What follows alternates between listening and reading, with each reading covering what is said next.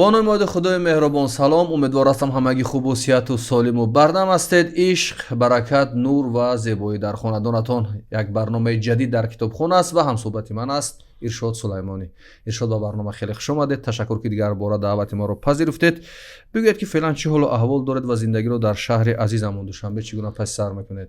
تشکر زیاد دلیر برای برنامه بسیار خوبتان که واقعا چند سال است که در فضای رسانه‌ای تاجیکستان بیننده پیدا کرده است و ذهن‌های بیدار جامعه را به سوی خودش جذب کرده است. خب ما خیلی همون به دنبال همون زندگی مقرری خود هستیم، به کار روزنامه‌نگاری و کم کم به کارهای پژوهشی مشغول است. تشکر زیاد. سلامت باشید. یکی از موضوعی که این شب روز نه تنها در تاجیکستان بلکه در کشور آسیا یا دیگر کشورها این شب روز دختر می شود، این همون بیداری ملی و حرکت های ملی و این چون استعمار زدگی و استعمار زدایی. من میخواستم بحثی ما از اینجا آغاز شود و موضوع این باشد که در همین سالهای 20 عصر گذشته آیا در میان تاجیکان گروه های ملی آزادی خواه بودند یا نه؟ چرا من به این موضوع دست زدم؟ یک نوشته شما درباره عبدالقادر محیدینوف اگر خطا نکنم یک واکنش خیلی زیادی رو با بار آورد و بحث هم خیلی شدید شد. ارشاد اول باید مشخص کنیم و بگیم که چی ضرورت از گفتن همین موضوع های گذشته؟ بسیار هم اراده به از ما ایراد میکنم این که مثلا به گذشته چرا سر و کار باید بگیریم و چی لازم است به همین موضوع دست دادن در همین شب روز به فکر شما؟ مسئله تاریخی ما یا اگر درست‌تر بگیم فاجعه ملی ما در سالهای 20 قرن 20 یک موضوعی است که در اساس شناخت درستی آن ما میتوانیم امروز جامعه امروزمون رو بسازیم. شما ببینید ما هنوز از اشتباهات، از خیانت‌ها، از نادرستی‌ها، از سیاست‌گذاری‌های غلطی که در این شب و روز شده بود تا امروز ملت ما، کشور ما رنج میکشد. این بیانگریان است که ما باید اینا را آسیب شناسی کنیم، واکاوی کنیم و کاری کنیم که همین گونه اشتباه ها، همین گونه خیانت ها، هرچند که گفتن عباره خیانت بسیار سخت است، دیگه تکرار نشود. از همین نقطه نظر رو آوردن پژوهشگرای ما، تاریخ شناسان ما، جامعه شناسان ما به این موضوع یک امر بسیار ضروری و یک امر بسیار لازم است برای ساختن دولت و ملت.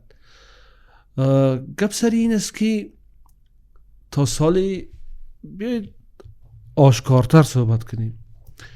تا داغ شدن بحث ملت و دولت در همین جغرافیای ما، آسیای مرکزی یا فرارود، که این البته بعد از غصب شدن این جغرافیا از سوی حکومت بولشویکی بود، هرچند که تا این وقت از سوی حکومت روسیه پادشاهی این سرزمین غصب شده بود، ولی در هر نوع یک حکومت های نیمه مستقل وجود داشت. امارات بخارا بود، اینجا پادشاهی یا خانیگری خیوه بود، خوقند بود، یک شکل نیمه مستقل وجود داشتن. ولی حکومت بلشویکی این حکومت ها را از بین برد، هرچند که در سال 1920 جمهوری شوروی سوسیالیستی بخارا تشکیل شد که خود حکومت شوروی استقلال این جمهوری را به رسمیت شناخته بود و ضمانت داده بود برای روی پا ایستادن این کشور و در آینده رشد کردنش. و کشورهای دیگری مثل ترکیه، مثل افغانستان، اینا کشورهای کفیلی استقلال و امنیت این جمهوری بودن. ولی در سال 1924 این موضوع تغییر کرد بر اساس استراتژی یا راهبردهایی که حکومت شوروی برای خود ساخته بود و در این جغرافیا کشورهای به اصطلاح ملی تشکیل شد و آغاز فاجعه بسیار کلان از همین جا است. در تاجیکستان در علم جامعه شناسی ما، در تاریخ، بعضی ها در علم های سیاست شناسی و اینها، یک قسمی محققین بر این نظر هستند که بحث ملت سازی و دولت سازی یک بحث پایان یافته است و ما در اساس آنچه که در زمان شوروی ساخته شد باید به دنبال رشد دادن دولت، بر دنبال رشد دادن خب اقتصاد، به دنبال رشد دادن اجتماع باشیم و بحثی ملت یا ملت سازی را دیگر داغ نکنیم. اونها بحث ملت سازی را یک بحث ایدئولوژی میدونن، حالا آنکه این نیست. ملت سازی یعنی یک هم ایدئولوژی، هم سیاست، هم اقتصاد، هم اجتماع با هم توأم. و ما وقتی که همه زمینه های این موضوع را درست شناختیم و درست براه ماندیم، ما میتونیم که به موفقیت های چشمگیری در اقتصاد یا در سیاست در هر جای دیگر برسیم. از همین نقطه نظر این بحث پایان یافته نیست، این نیاز دارد که ما بحث کنیم. شما ببینید وقتی که یک مفکوره حاکم در تاریخ شناسی و در جامعه شناسی ما هست، حتی در علم های دیگر، مفکوره استعماری است. یعنی تاجیک ها تا سال 1924 بعد از فروپاشی دولت سامانیان دولت دیگری نداشتن و با شرافت بلشویک ها یا حکومت کمونیست ها صاحب جغرافیا شدن، صاحب دولت شدن. این یک گپ کاملا غلط است. نه تنها غلط است، این گپی هست که برخلاف منفعت های ملی ماست، برخلاف منافع ملی ما در دراز مدت است، برخلاف ظرفیت های کلانی که در این جغرافیا وجود دارد و در آینده ما میتونیم این ظرفیت ها را برای ساختن ملت و دولت استفاده کنیم. برخلاف تمام این ظرفیت های بزرگ است. گپ سری چی است؟ البته این بحث موضوعی نیست که من مطرح کرده باشم. بعضی از دانشمندان ما این موضوع را پیشتر مطرح کردن. گپ سری چی است؟ ما دو مفهوم همیشه با هم می‌آمیزیم، مفهوم دولت و دولتدار را. دولتی که سامانیان ساختن، مثلا بعد از 3 قرن سکوت حمله عرب به سرزمین ما، سامانیان، برمکیان، صفاریان، طاهریان، اینا دولت های مستقل و نیمه مستقلی بودن که از خانواده های محلی ساخته شده بودن و متمرکزترین دولت این سامانیان بود. سامانیان دولت خود را در اساس ساختاری که ساسانیان داشتن، در اساس همون ساختار نظام خود را ساختن و بعد از انقراض دولت سامانیان، بعد از فروپاشی این دولت تا سال 1920 تا از بین رفتن حکومت منقیتی ها، شکست این دولت از سوی بلشویک ها، همین ساختار سیاسی، همین نظام ادامه کرد. یعنی از سامانیان به غزنویان گذشت، از بینم دیوان میرفت، از سامانیان به قرهخانیان و غزنویان گذشت، از غزنویان مثلا به خوارزمشاهی ها گذشت. حتی حکومت هایی که در این دور و بر، حتی میگن که همون وزارت اداره‌ای که سیستمایی که سامانیان تأسیس داده بود به اینا انتقال شده بود. تمامش من میگم که بدون تغییر، ببینید بدون تغییر ادامه کرد. دولت یعنی دولت تاجیکی بود. اگر ما بحث ملت، هرچند که در اون زمان بحث ملت دولت در شکلی که امروز در دنیا مطرح است یا در عصر 19 و 20 در نظام سیاسی دنیا، در روابط بین الملل داغ شد، در این شکل داغ نبود یا مطرح نبود، ولی یعنی دولت تاجیکی بود. دولتدارها غیر تاجیکی بودن، تاجیک نبودن، یا بگیم که از دیگر قوم و قبیله هایی که در این جغرافیا بودن یا که از دیگر جامعه بودن حکومت. ببینید مثلا در حکومت داری روس ها، در همین خانواده رومانوف های روسیه،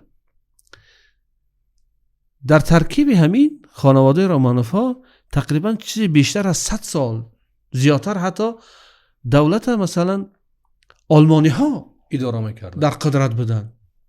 ولی در هیچ جای تاریخ نگاری ما نمیخوانیم که دولت غیر روس ها. بله.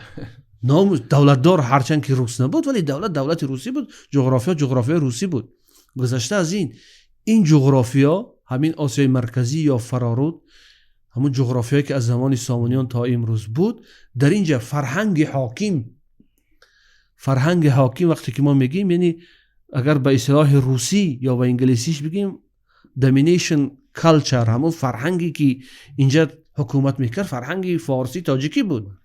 زبان دولتداری، زبان دربار، زبان دفترداری در نظام سیاسی زبان رسمیات دولتی یک چیز بسیار مهم است. این فارسی بود. ادبیات، شعر، فرهنگ، علم بله. از سینا آغاز شد. مثلا ایجاد سینا از غزالی، از اینا ایجاد آثار علمی به زبان مثلا حاکم در این منطقه و حکومت های به اصطلاح از نماینده های غیر تاجیک یا غیر فارسی که به قدرت رسیدن، آنها تلاش نکردند که مثلا این زبان از بین ببرن. آنها در همین هویت وارد شدن و مثلا ما در این تاریخ بسا امیرای مثلا غیر تاجیکی داریم که به زبان فارسی شعر، حتی امیر عبدالاحد خان پدر امیرعلیم خان به فارسی دارد. بله. به فارسی شعر میگفت و یا افتخار میکردن که میتونن به فارسی و به تاجیکی شعر بگن.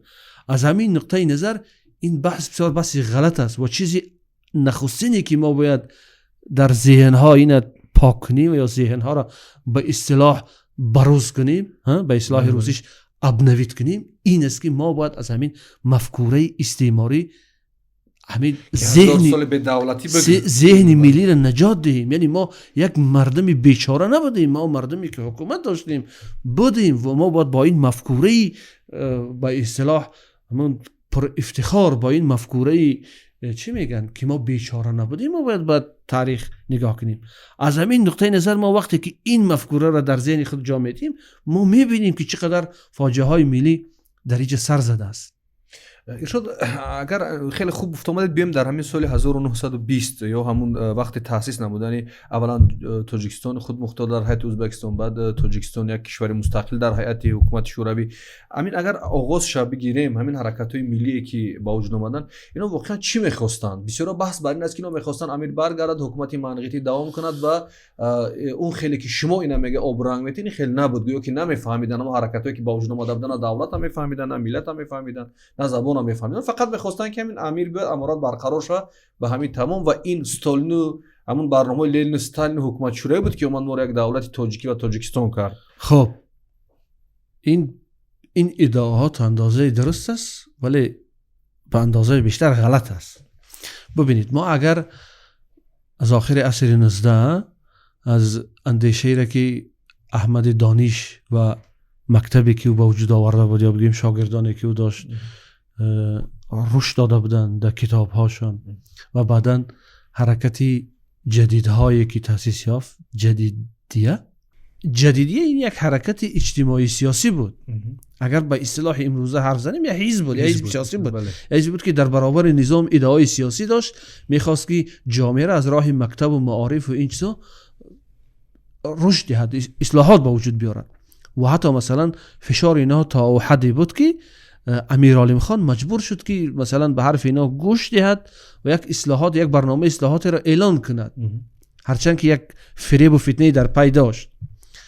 از همین نقطه نظر خب مثلا به معنای امروزی حرکت های ملی خواهی ما نمیتونیم بگیم که جدیدیه یک حرکتی کاملا ملی خواهی بود، ولی از نگاه دولت بخارا واقعا یک دولت ملی خواهی بود، چون که در دولت بخارا مسئله ملی یا مسئله اتنیکی قومی بگونه که امروز مطرح است داغ نبود. اونجا تو ازبک یا من تاجیک یا بگیریم اقوام دیگر مطرح نبود، بخارایی بودن مردم. بله، این بحث در سال 1924 مطرح شد، وقتی که حکومت شوروی خواست که این جغرافیا را بر اساس خواسته های خودش تقسیم بندی کند. اگر نه مثلا هیچ کس اونجا تا سال 1924 هیچ کس دعوای کشورسازی و دولت سازی نداشت. قوم‌های دیگر یعنی تلاش نمی‌کردن که جور جدا کنن براشون دولت الهیده داشته باشن. الان می‌خواستن زیر یک سقف اگر چیزی هم که با وجود آمد، اگر با وجود آمد زیر تاثیر حکومت یا شاهی یا حکومت بلشویکی روس بود. از همین نقطه نظر وقتی که بحثی تقسیمات ملی حدودی مطرح شد، اکثر روشنفکران تاجیک خب بدبختانه ما باید بگیم که در پهلوی جدیدیه یه حرکت دیگری به وجود آمده بود با نام پانتورکیسم که یک قسمی از روشنفکرای ما به این گرویده بودن و گرویش اینها فقط چه بگیم یک جنبه انفرادی نداشت. اینجا تاثیر ترکیه هم هست، تاثیر روسیه هم هست. بیشترین سهم در رشد پانتورکیسم در آسیای مرکزی خود حکومت روسیه پادشاهی داشت، چون منفعت دار بود. بله. در حکومت روسیه پادشاهی ایدئولوژ های بسیار برجسته بودند که ایدئولوژی پانتورکیسم برای ادامه زیر دست داشتن آسیای مرکزی در سطح دولتی قبولانده بودند و به اصطلاح میشنرها مبلغینشون فرستاده بودند. اسماعیل غسپرانی یا اسماعیل گاسپرینسکی یکی از اونها بود. اکادمیک استراوموف، اکادمیک رادلف، اینا وکیلای دوم شاهی بودن. اینا در سطح پارلمانی بگیم روسیه شاهی این چیز مطرح کرده بودن و تاتارهای زیادی را اینجا وارد کرده بودن برای ایده ترویج ایده پانتورکیسم. برای چی این کارا را میکردن؟ به خاطر آن میکردن که شما میدانیم، ما میدانیم که در پایان عصر 19 و عصر 20 مبارزه بسیار کلان بین روسیه و انگلیا برای غصب یا برای به دست آوردن همین جغرافیا در آسیای مرکزی و جنوب آسیا میرفت که سرانجام مثلا در سال 1895 به همین مرزهای استعماری که امروز وجود دارد به همین رسید. شما ببینید مثلا پشتون ها با وجود اینکه یک قبیله هستن، یک مردمی که دوره میلاد شدن از سر نگذراندن، همین مرزهای استعماری را در میان افغانستان امروزه و پاکستان قبول ندارن تو این حد. بله. ولی ما نه تنها قبول داریم بلکه میخواهیم که ما حتی نه تنها قبول داریم بلکه نمیخواهیم که در علم در بحث‌های ملی ما مطرح شود. حتی حالا اون ایده‌های سیاسی مثلا ایده‌های ارضی و مرزی نی. این وقتی که همین جغرافیا به اصطلاح در کشمکش همین دو قدرت وقت قرار داشت، هم از اون سو از جنوبی آسیا هم از آسیای مرکزی تلاش بر این بود که همیشه به حکومت‌های محلی توجه شود که اینها نماینده فرهنگ حاکم نباشند. یعنی از تاجیک‌ها از فارس‌ها نباشه. همین است که ما دیدیم در اونجا مثلا در افغانستان وقتی که حکومت حبیب الله کلکانی تشکیل میشد، بسیار بی‌رحمانه سرکوب میشد. از این طرف هم مثلا برای تشکیل شدن یک فرهنگ حاکم در آسیای مرکزی فرهنگی تاجیکی بود. اگر بر اساس عدالت تاریخی اگر حکومتی باید تشکیل میشد، باید یک حکومتی مثلا یک کشوری تشکیل میشد که همین به اصطلاح بعضی لایه ها هم بود در زمان لنین که لنین به این موافقت نکرد. یعنی یک کشوری با نام تاجیکستان و قوم های خرد و کوچکی که در این جغرافیا بودن مثلا با عنوان ولایت های مختار یا حکومت های مختار در زیر این. با پایان سوال می آییم. همین بود که بسیاری ها بعضی از نماینده های جدید ها مثل عبدالقادر محیدینوف، مثل استاد عینی، مثل اینا میخواستند که خود جمهوری بخارا حفظ شود، یعنی دولت بخارا حفظ شود. آنها با تقسیم جغرافیا با دولت های مثل تاجیکستان و ازبکستان و قرقیزستان و قزاقستان و ترکمنستان مخالف بودند. آنها بیشتر تلاش کردند که خود دولت بخارا حفظ شود، یعنی جغرافی بزرگ حفظ میشد. بله، خود دولت بخارا حفظ شود. ولی وقتی که ناکام شدن استالین خب همین ایده تشکیل شدن جمهوری تاجیکستان حتی لنین طرفداری نکرد. لنین اما یک فرموده معروف دارد و 3 کشور میگه که ازبکستان و ترکمنستان و قرقیزستان باید تشکیل شود. در اینجا از تاجیک اصلا نامی برده نمیشه. لنین یک آدمی که درباره تغییر دنیا فکر میکرد، امکان نداشت که از وجود تاجیک ها انا سوال منم سر همین است ارشاد. خبر نداشته بسیار باشه. از حتی عالمان و بعضی به نام روشنفکران میگن که اونها خبر نداشتن. من در تعجب میشم چه با نام یک بخارا اینقدر دانشمند، یک کشوری که زبانش فارسی چگونه میشه اینا برنامه دولت ساختن داشتن. اینا حتی بین درم 200 سال حکومت بخشش پادشاهی چقدر کتاب و یادداشت‌ها و یادنامه ها میرفت، یعنی در ارشیو مرکزی جاسوس و اینجا خبر میبردن. چه خیلی نو خبر نداشتن. نظام دولتداری وجود دارد. وقتی که مثلا یک برنامه یک نقشه میشد همه چیز مثلا گزارش داده میشد به رئیس دولت، رئیس دولت رو میبینه یا موافقت میکرد یا موافقت نمیکرد. این امکان نداشت که اونا خبر نداشتن از وجود تاجیک‌ها در این سرزمین. این هم یکی از اندیشه های استعماری است که همین خیانت هایی را که در این جغرافیا رخ داد میخوان که از گردن لنین یا با اصلاح از گردن روس ها از بار دوش اونا بردارن. خب در زمان شوروی این کارو میکردن، مجبور بودن، چون که همین چیز تلقی میشد و ما سیاست شمی بود. ما یک دولتی به اصطلاح در جزء شوروی بودیم و همه چیز از روسیه از مسکو مدیریت میشد.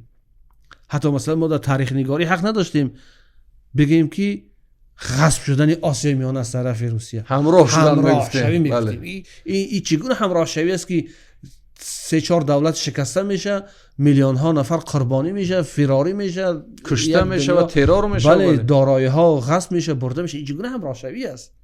همراه شدن یک توافقی سیاسی است که مثلا دو دولت میشینن به هم توافق میکنن به هم میآیند بدون کشتار و این چیزا. به همین خاطر اینا موفق نشدن. برای چی موفق نشدن؟ مثلا عبدالقادر محیدینوف رئیس دولت بخارا بود، رئیس کمیته انقلابی بخارا بود. این در مبارزه برای بقای دولت بخارا موفق نشد. چرا موفق نشد؟ چون که استالین نخواست. استالین در یکی از نوشته‌هایی در یکی از فرموده‌هاش میگه که این یک افراطگرا است، یک ارتجاعی پرست و با همین مثلا تمام نظام برای محیدینوف چی میکشن؟ خط بطلان میکشن برای آینده سیاسی. و در مقابل این از فیض الله خوجایف حمایت میکنن. فیض الله خوجایف کسی بود که میخواست که جمهوری ازبکستان تشکیل شود، یعنی با تقسیم دولت‌های ملی حدودی که حکومت مرکزی شوروی مطرح کرده بود موافق بود. از همین خاطر او موفق شد. کسی بود که میرفت و می آمد، یعنی با استالین تماس مستقیم داشت. این گروهی که مثلا از عبدالقادر محیدینوف پشتیبانی میکردن، اینها اندیشه داشتن که یعنی همین ملت بخارایی به عنوان یک ملت سیاسی، یعنی همه مردمانی که در بخارا زندگی میکنن، دولت بخارای شوروی باقی بماند و یک دولت مستقل و از نگاه فکری و ایدئولوژی موافق با شوروی پیش برود. هرچند که در مفکوره جدیدها این چیز نبود. جدیدها البته طرفدار بقای حکومت امیری بودن. بله. امارت بخارا را میخواستن بماند، ولی یک سلسله اصلاحات با وجود بیارند. آنها حتی مثلا میشد گفت که طرفدار بقای نظام سیاسی اسلامی بودن. اما وقتی که در سال 1918 یک قسمی از به اصطلاح جدیدا با نام جوان بخاریان مثلا حزب کمونیستی آسیای میانه یا بخارا را تشکیل کردند و با اون پیوستند، این چون باز در سال 1920 نظام امارت بخارا از بین برده شد، بیشترینشان با این موافق شدند که همین دولت بخارا حذف شود. ارشاد یکی از دلایلی که بعض این شب و روز وقتی ما درباره این موضوع گپ میزنیم همون تفکر استعمار زدگیش که شما گفتید، شما در اشاره کردید و هم در تاریخ هم از که سال 1895 وقتی که مرزها علاقه دیگه مشخص بودن تا اومدن بولشویکا، میگن اگر یک چیزی به نام تاجیکستان این تاسیس نمیدود، این دولت نمیشد، ما مثل سرنوشت مثل مردم افغانستان میشد. اینا در هر نوشته ها در همه مثال میورن. حالا اون که خودی مرزها مشخص بود دیگه. این حرف غلط است. امکان نداشت که تاجیکستانی تشکیل نشود. امکان نداشت. بله. چون که حقشون بود، حق خودشون. چون کی ببینید مثلا در ابتدا میخواستن که وقتی که ما میگیم میخواستن یعنی حکومت شوروی میخواست، حکومت مرکزی میخواست که تاجیکستان یک ولایت در هیئت ازبکستان باشد. البته گروه های از اینجا مثل فایز الله خوجا و مثل اینها این چیز بسیار میخواستن، ولی وقتی که تاجیکا به مبارزه برخاستن بسیار دیر به مبارزه برخاستن. ظرفیت بیشتر برای مثلا در 2-3 سال اول برای بقای خودی بخارا تلاش کردن، بخارا مصرف شد. وقتی که در سال 23 این چیز دیگر دیدن که امکان ندارد یعنی بقای بخارا و تشکیل دولت‌های ملی حدودی یک تقریبا یک بحث پایان یافته است، وقتی که کمی مبارزه کردن موفق شدن که جمهوری افتانامی یا جمهوری مختار در هیئت ازبکستان باشه. انا میرم می‌خواستم یک کم بیشتر روشن یعنی در نتیجه مبارزه های خیلی بچه‌های همین تاجیکستان با یعنی خیلی کمی توفیق کرده باشم مشمول شینار اماموف، نصرت الله مخزوم، عباس علیف، عباس علیف، عبدالرحیم حاجی بایف، خوب مومینوف و دیگرها اینا مبارزه کردن، اینا قربانی دادن. در واقع سال 30 برای چه اینا قتل عام شدن؟ بله. خب ترور شدن. چرا همین دلیل بینابت نمیگیرن؟ همون دفعه که میگن استالین برای همین این فکر غلط است که اگر که البته اگر که نمیخواستن نمیکردن، ولی به لحاظ شرایط تاریخی امکان نداشت که تاجیکستان تشکیل نشود. اگر تشکیل نمیشد جنگ مبارزه دوام میکرد. شاید فوجی ها با کلانتر بشه بعد گذشتن سالها هم شاید سالهای چرا در سال 29 یک شبه یعنی بسیار به طور سراسیمه استالین مجبور شد که تاجیکستان جمهوری هفتمی سوسیالیستی کنه در هیئت شوروی. بله چی میخواست یعنی عامل های سیاسی اجتماعی به حد رسید که امکان نداشت دیگر. این یک نوع قناعت دادن اون گروهی مبارز و ملیخواهی که در حکومت اون زمانی تاجیکستان حتی در حکومت ازبکستان بود، یک نوع قناعت دادن آنها بود. چرا نمیخوان که به این موضوع یعنی سالهای 20 و 30 که شما گفتید اینقدر مبارزه بردن توجه بیشتری صورت بگیرد؟ بسیارا نمیخوان از زمین تحریک گفتن. ما احمد میته وقتی که در این موضوع سخن میاد بسیارا میگن اینو کسی نبودن چیکار نکردن و اینا را اهمیت این چی است؟ همین اهمیت آسیب شناسی همین بحث چی است؟ اهمیتش چی است؟ شما ببینید در اون زمان بعضی از نفرای چهره‌های ما و اشتباهاتی که وقتی که راه دادن، هرچند که تنها اشتباه خودی آنها نبود، آنها زیر تاثیر عامل‌های بسیار واقعی یعنی مجبور بودن که اشتباه کنن. چقدر فاجعه در تاریخ ما تکرار شد که هنوز ما رنج میکشیم. ولی خدا را شکر که امروز ما روابط بسیار خوبی همسایه داری مثلا با جمهوری ازبکستان داریم. یک زمانی که ما همین مشکل داشتیم، جمهوری ما در یک بنبست اقتصادی اجتماعی قرار گرفته بود. این تاثیرش یعنی امکان دارد که همین گونه بنبست ها همیشه وجود بیاید. مشکلاتی را که ما امروز با کشور همسایه‌مون قرقیزستان داریم، مشکل مرزی، این نتیجه همون تقسیمات های همون اشتباه های همون سال ها است. بحث های دیگری که امکان دارد در آینده با افغانستان و با همسایه های دیگری ما با وجود بیاد، این نتیجه همون اشتباه ها است که ما باید هوشیار باشیم. این دقیق شناسیم اون فاجعه ها، دقیق شناسیم و این اشتباه ها دیگه تکرار نشوند. مثلا این است، یعنی برای ساختن و رشد دادن دولت و ملت، این برای آن نیست که ما افتخار کنیم که مثلا در سال 1924 که چند مثلا یک مبارزی با نام نصرت الله مخزوم یا شاه تیمور یا حاجی بایف داشتیم.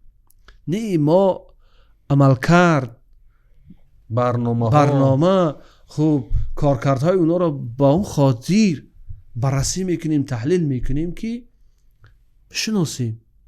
در واقع بحث ملت سازی و دولت سازی ما از همون دوره شروع میشه. تا این زمان این بحث ها قدر داغ نبود.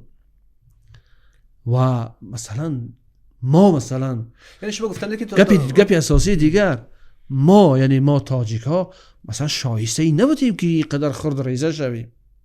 ما در واقع ضرر دیدیم. اگر کشورهای دیگری که در این جغرافیا تشکیل شد، ملت‌های دیگری که در اینجا با وجود آمد، اونها فایده دیدن. اینها یک مردم تیتو پرش بودن که مثلا بگیریم روس‌ها اینا را جمع کردن و دولت ساختن، هدیه کردن، ولی ما را شکستند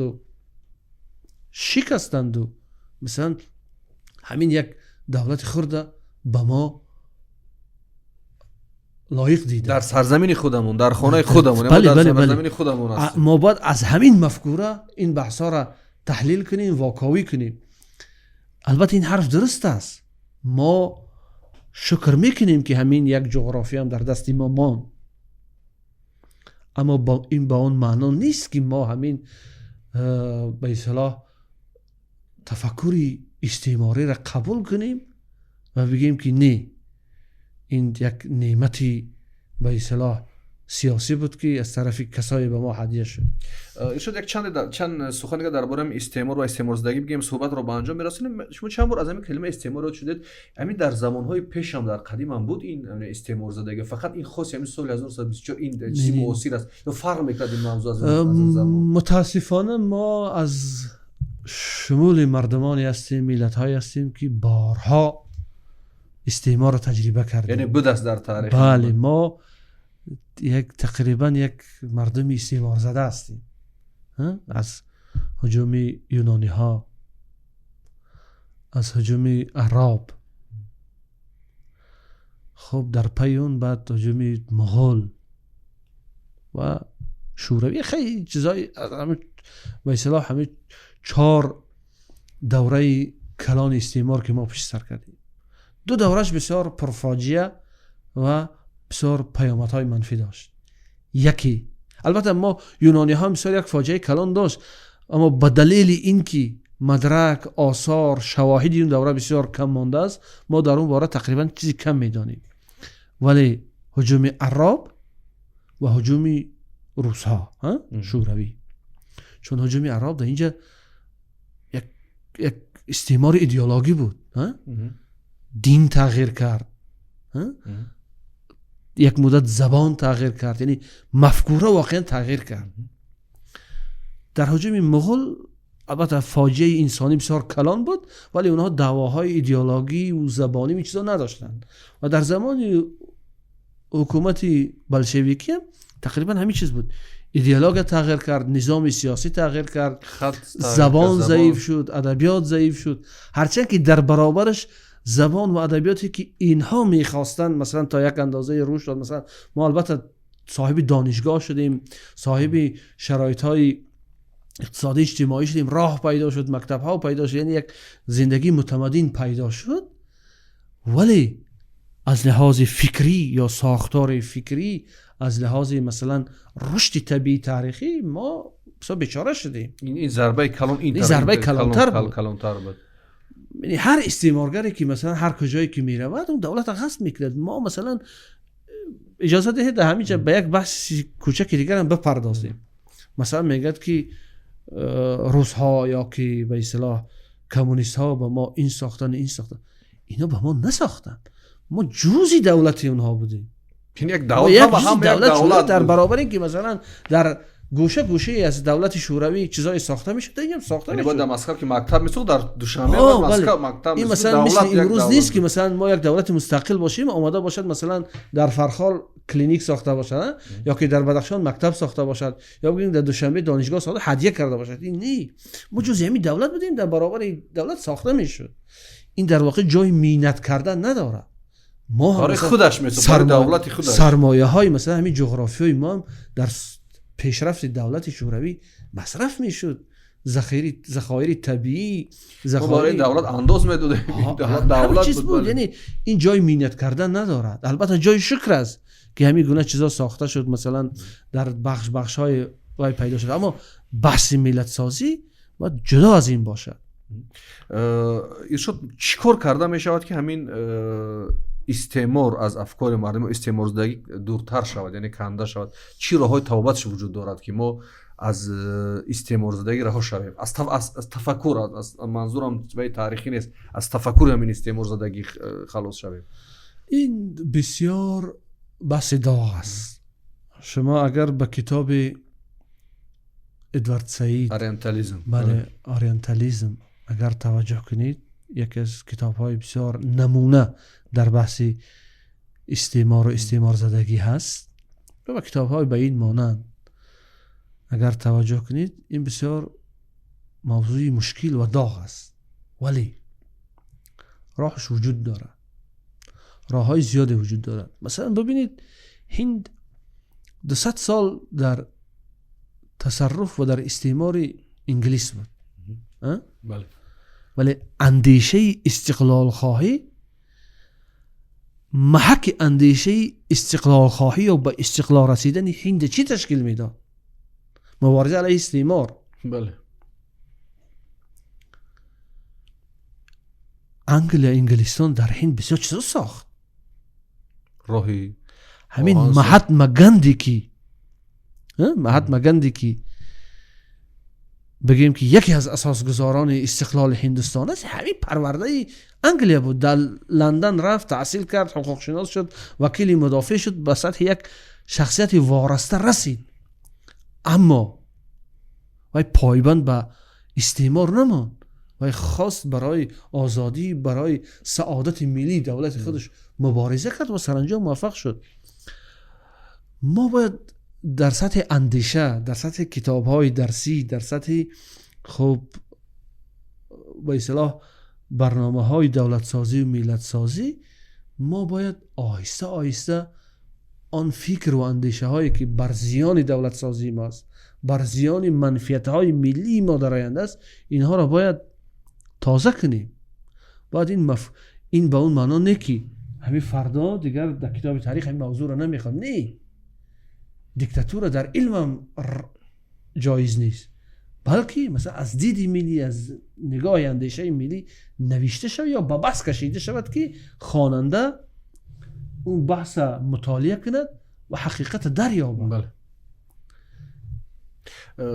یک چیزی که بعد این صحبت ها بسیار ایراد میشه، بحث با وجود میاد، سرچشمه ها میپرسن، میگن که مقصد تا شما رو نمیدونستن تاریخ نگارو، مثلا تا شما که این صحبت ها رو میکنید دیگران نمیفهمیدن، یا مثلا اونقدر اکادمیکی که زمان شوروی تربیت و اینستیتوی کار کردن اینا نمیفهمیدن که شما باید از زاویه دیگر با تاریخ نگاه میکنید، به این بحث نگاه میکنید. پاسخ شما با این سوال چیه؟ اونا میفهمیدن ولی امکان نداشتن که اندیشه دیگر داشته باشن. یعنی شوروی موجود است، یعنی تاریخ موجود است. این تاریخ زنده است، این چیزی است که در پیش چشمی ما و شما یا پدر و بابایان شما رخ داده است. این حرف یا بحثی مثلا دوره پیش از میلاد یا دوره سامانیان نیست که ما این از سرچشمه ها بخوانیم.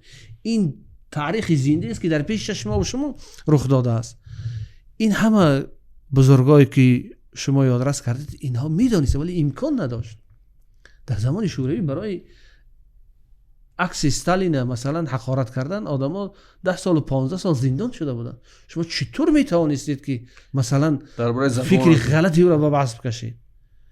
فرصت ضرور است که مثلا وقتی شوروی از بین رفت، فرصت از نگاه تاریخی، سیاسی، اجتماعی با وجود آمد که ما اندیشه خود به اصطلاح بازبینی کنیم.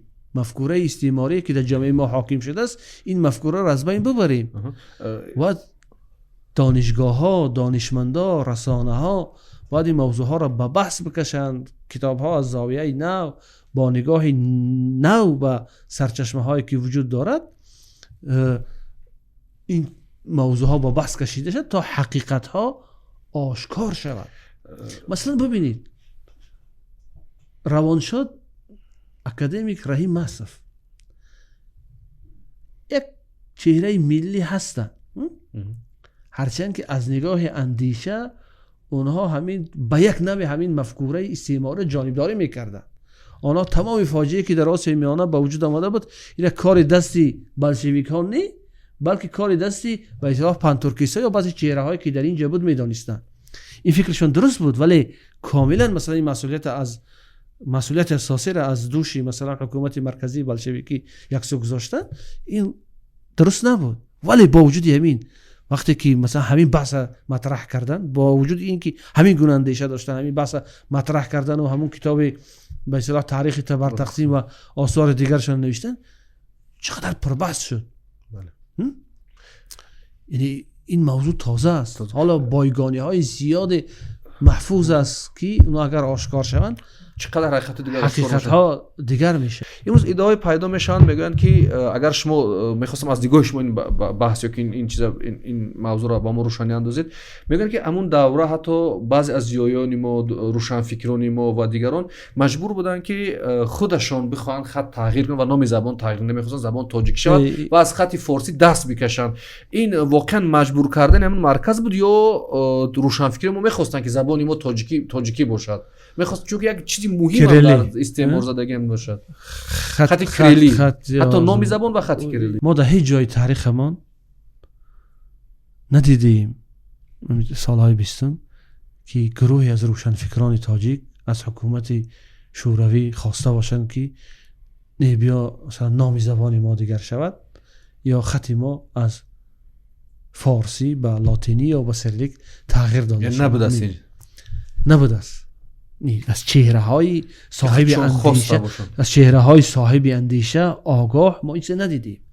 البته گروه های شاید وجود داشته باشد، مثلا گروهک های ایدئولوژی سیاسی که اونا را مثلا به خاطر کدام منصب مجبور کرده باشن که شما همین یک مکتوب بنویسین، ولی ما تا حال در این بحث این چیز وجود نداره. وقتی که این بحث داغ شد، یعنی خواستن که نام زبان دیگر شود و خط دیگر شود، البته طرفداران و مخالفان این فکر بودن، در مطبوعات سالهای 20 ما این بحث بود، ولی این که روشنفکران ما خواسته باشن این حرف بی‌پایه و غلط است.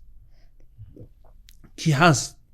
نام او کیست که مثلا همین فکر گفته باشد ما میخواستیم و نمیخواستیم نام زبان ما از فارسی به تاجیکی تغییر میکرد، چون حکومت شوروی، حکومت بلشویکی همین تصمیم گرفته بود. ما نمیتونستیم مثلا در مقابل اون ایستادگری کردن، مثل که نتوانستیم یا خط وقتی که تغییر دادن. خوب بیاد صحبت رو خلاصه کنیم و به اندیشه شما روی چی منبع ها، روی چی که برنامه کتابخانه از کتاب ها یا اندیشه های تکیه کنیم و این موضوع ها رو برای باز هم قوی کردن اندیشه ملی، شناختی درست از گذشته نه چندان دور شما با قبل شما که در نزدیکی ها این یعنی در نزد ما بگیم تقریبا رخ داد، چی کارهای دیگر رو انجام بدیم و یک گفتگوی سالم، یک اندیشه سالم در این موضوع در جامعه با وجود بیاریم تا دیگران فکر نکنن که ما زیر نقاب ملت دوستی و ملت پرستی و کیم چیزهای دیگری که منافع داشته باشیم این موضوع رو مطرح کنیم. نه این یک بحث کاملا ملی هست. باید هیچ چیزی روی این هیچ پرده بالایی باید کشیده نشود. البته این گروه ها همیشه وجود دارند. وقتی که شما یک ایده ها را مطرح میکنید میگن که این هدفش فلان است یا فلان است یا بیسمدان است. این بحث ها از آغاز تاریخ همیشه وجود داشت، ولی بعداً روند تاریخ خودش قضاوت میکند که چه چیزی درست و چه چیزی نادرست بود یا هست. قضاوت تاریخ بسیار قضاوت سخت و عادلانه است. در برابر قضاوت تاریخ همه حکومت ها، همه نظام ها، همه قدرت ها تن میدهند. این چیزی است که ثابت شده است. به همین خاطر مثلا ما وقتی که این موضوع رو مطرح میکنیم یا کسایی که ما با اونا هم فکر هستیم این موضوع رو مطرح میکنن، جز آباد و پیشرفته دیدن تاجیکستان یا ملت تاجیک چیزی دیگری ندارن، مقصد دیگری ندارن. اما این بحثی ملت سازی و دولت سازی یک بحثی است که همیشه وجود دارد. ما باید ملت سازی و دولت سازی را فقط یک بحثی فرهنگی ایدئولوژی نبینیم. این بحثی است که تمام اجزایی که برای ساختن یک دولت مهم است، اقتصاد، زبان، خط، علم، خب صناعت، همه چیز این در زمان ما و شما وارد بحث ملت سازی می شود و باید اساسهای ساختنی. وقتی که ما ملت سازی میگیم یعنی دولت سازی. در عصر امروز ما و شما دولت و ملت تقریبا یک چیز هستند. ما باید از شناختی بلشویکی یا شوروی ملت باید کنارتر برویم. اکثر دانشمندای ما امروز ملت گفته همان فکری را میدانند که استالین معین کرده بود. استالین سال 1913 یک مقاله دارد با نام مارکسیسم ناسیونال و پروسی. در همونجا میگه که ملت مثلا یک گروهی خب بیولوژی از یک گروه مردمانی از نگاه بیولوژی به هم نزدیکی، مثلا زبان یگانه دارن، در جغرافیا یگانه زندگی میکنه، مثل همین. یعنی ما یک به اصطلاح یک چیزی چه بگیم فرهنگی نژادی باید ندانیم. از همین به این خاطر است وقتی که این بحث مطرح میشد ما باید اینه با عنوان بحث ساختن جامعه و دولت حساب کنیم و از همین مفکوره وارد شویم. یعنی کارهای زیاد لازم است. باید نگاه ملی یا نگاه امروزی یا نگاه واقعی گرایانه به تاریخ داشته باشیم. صحیفه های سیاه تاریخ خودمان از چارچوبه های ایدئولوژی، از چارچوبه های استعماری، از چارچوبه های غلامانه باید بازبینی کنیم. این یک چیز است. نیاز است که مثلا در کتاب های درسی، در برنامه های مکتب ها وارد شود. ببینید ما 30 سال است که در زمان استقلال زندگی میکنیم. ما برنامه های تعلیم و این چیزها رو گویا که بر اساس نیازهای زمانی نو ساخته ایم، ولی در واقع از نگاه متدولوژی ما همان ادامه از نگاه متدولوژی، از نگاه روش و روششناسی، نظام آموزش و پرورشی ما در واقع ادامه همان نظامی بود که در زمان شوروی بود. نظام بد نبود، نظام خوب بود، چقدر دانشمندا، چقدر عالما با وجود آورد، ولی عصر نو، زمان نو، سیاست های ژئوپلیتیکی نو تقاضا میکرد که ما برنامه نوی آموزش پرورش داشته باشیم. و همین که مثلا امروز سطح معارف در تاجیکستان ما در یک سطح بسیار ضعیف و ناتوان است، این نشان دهنده یا است که همین ساختار دیگر پاسخگو نیست. همین ساختاری که ما اون دنبال میکنیم پاسخگو نیست. این صحبت تغییر شد. و چیز دیگر در سطح به اصطلاح نهادهای کلیدی ما، در سطح مقامات اجرایه، در سطح مرکزهای علمی تحقیقی، دانشگاه‌ها، اکادمی علوم، دیگر باید وقتی که این موضوع ها بحث میشد این به عنوان یک بحث ملی، به عنوان یک مکالمه ملی، به عنوان یک بحث علمی باید قبول شود. این به عنوان یک اندیشه مخالف باید قبول نشود. باید بحث شود سر این. شرط نیست که مثلا همه جانبدار باشن، اما این مهم است که همه سر این بحث کنن و دیگر روندی به اصطلاح تاریخ خودش نشان میدهد که چی اندیشه درست بیرون می آید. اما اگر خلاصه کنیم، کشورهایی که موفق شدن، جامعه هایی که موفق شدن، کشورهایی که مثل ما، یعنی سرنوشتی مثل ما را پشت سر گذاشتن تا در مقابل همین مفکوره استعماری، تا در مقابل فرهنگی که غاصبان اونها برای اونها تحمیل کردن، تلقین نه ایستادن، خب تلاش نکردن، مبارزه نکردن و به همون نه نگفتن، موفق نشدن. بله. سلامت باشید. شد واقعا یک صحبت خوب بود، یک صحبت جالب بود. من فکر میکنم که با بیشتر بیننده برنامه کتابخانه هم پسند آمده باشد. چرا این موضوع رو ما بیشتر سر این موضوع فکر میکنیم و شاید باز برنامه دیگر آماده کنیم وقتی که ما با کشورهایی که نگاه میکنیم که در همین جغرافیا زمان شوروی ساخته شدن یا با وجود آوردن، آنها چقدر برنامه‌ها دارن، چقدر از ملت چون میگن، از گذشته ملت میگن، حتی سریال ها میگیرن و چقدر برنامه سازی میکنن و حتی میان همون شوروی رو که برای آنها دولت داد، زبان داد، فرهنگ داد، چقدر جغرافی بزرگ در اختیارشون گذاشت، همونا تنقید میکنن و از اونها سفید کرده میشن. ولی که در ما در همین کشور ما هزارها فیلم ترکی میاد، کسی بحث نمیکند، فرهنگای بیگانه میان، کسی کاردار نیست، هر کس از هر ایدئولوژی که وارد میشود کسی کاردار نیست.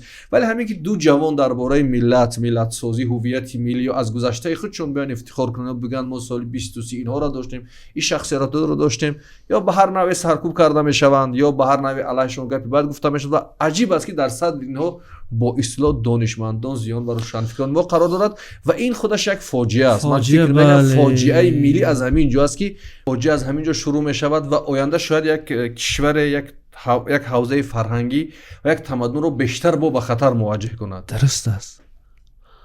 واقعا بحث حساسی است. این حساسیت ها را هر کسی که موضوع را مطرح میکند باید درک کند. با نظر داشت همین حساسیت ها باید ما برخورد کنیم.